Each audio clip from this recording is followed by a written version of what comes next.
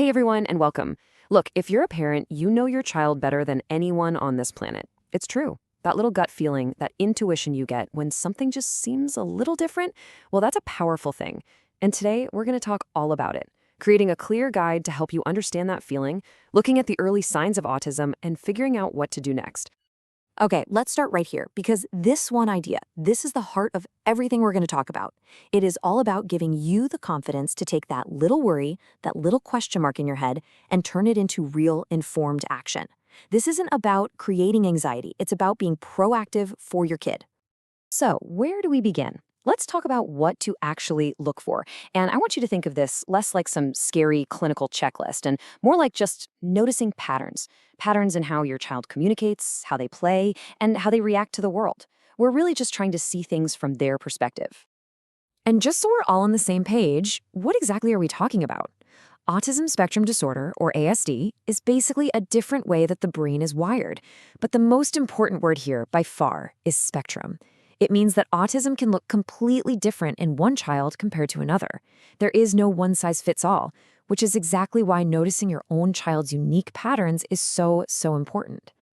Now, every single kid develops on their own timeline, right? But experts do point to a few key milestones, especially around communication. For instance, pointing at something. That's not just about wanting a cookie. It's a huge social skill. It's about saying, hey, look at that with me.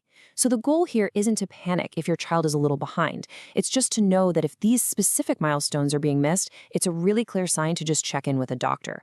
Oh, and that last point is critical. If your child had a skill and then lost it, that's something you want to bring up right away. So what do these challenges look like in real life, day to day? Well, you might notice that your child doesn't really turn when you call their name, maybe around their first birthday. Or perhaps they don't make a lot of eye contact. A really big one can be that difference in sharing an experience. A puppy walks by, and another childer might point and babble to make sure you see it too. A child with social challenges might see the puppy, but they might not try to pull you into that moment with them. It's that back and forth connection that can be different.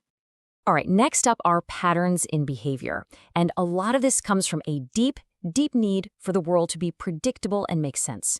You might see things like hand flapping or rocking when they're super excited or upset, or maybe they'll spend hours perfectly lining up their toy cars instead of pretending to drive them. And that one about routine, it's a biggie. A child might get really upset by a small change, like taking a different street home from the park. It's not them being difficult. It's their brain finding comfort in sameness when everything else can feel chaotic.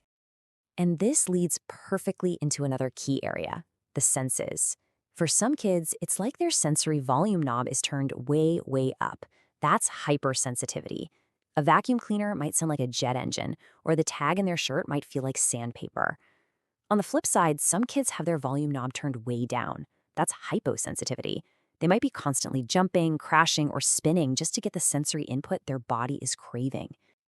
Okay, so you've noticed some of these patterns, and you have questions. What happens now? This next part is all about clearing up the confusion and showing you the path to getting real answers. It can seem overwhelming, I know, but we're going to break it down into simple, manageable steps. So this is pretty much the official roadmap. It starts with developmental surveillance. That's just the fancy term for the regular checkups and questionnaires you do with a pediatrician's office. If any concerns pop up there, the next step is a screening, which is a more specific tool, usually a questionnaire for you. And if that also raises a red flag, then the final step is a deep dive, a full evaluation with a team of experts who can give you a clear, definitive answer. And when I say a team of experts, this is what I mean.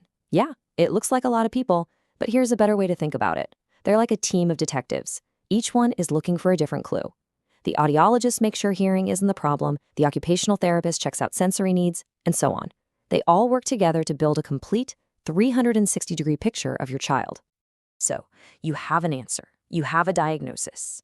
This, right here, is where the most important and honestly the most hopeful part of the journey really begins. Getting support for your child early on isn't just a nice idea, it can be absolutely transformative. Let's talk about why. This number, it tells such a powerful story all by itself. Some studies have shown that with early intensive therapy, around 9% of kids can improve so much that they actually no longer meet the diagnostic criteria for autism down the road. I mean, think about that.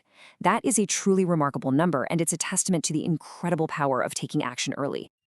And here's the why behind that hope. It's something called neuroplasticity. Basically, a young kid's brain is incredibly flexible, like fresh snow. It's so much easier to create new paths and connections early on. Early intervention harnesses that amazing ability to build new pathways for communicating, for making friends, for managing big feelings. So you see, you're not just managing symptoms, you're helping to build the foundation for a happy, successful, and fulfilling life. We've covered the signs, the diagnosis, and the power of getting help. But now, let's bring it all back to the single most important person on this team, and that is you. You are your child's #1 champion, their #1 advocate. So think of this as your action plan. First, and we're coming full circle here, trust that gut feeling. You are the expert on your kid. Second, write things down. Keeping a little notebook with specific examples makes talking to doctors so much more productive. Third, you are allowed to ask for what you need. Directly ask your doctor for a developmental screening. And finally, and this one is so important, always remember to look for and celebrate your child's amazing strengths, because they have them, absolutely. So I'll leave you with this question to think about. Whether it's their incredible memory for dinosaur facts, their artistic eye, or just the unique and beautiful way they see the world, what's one thing you can do today to really champion that strength? Because that right there is where this journey truly begins. Thanks so much for watching.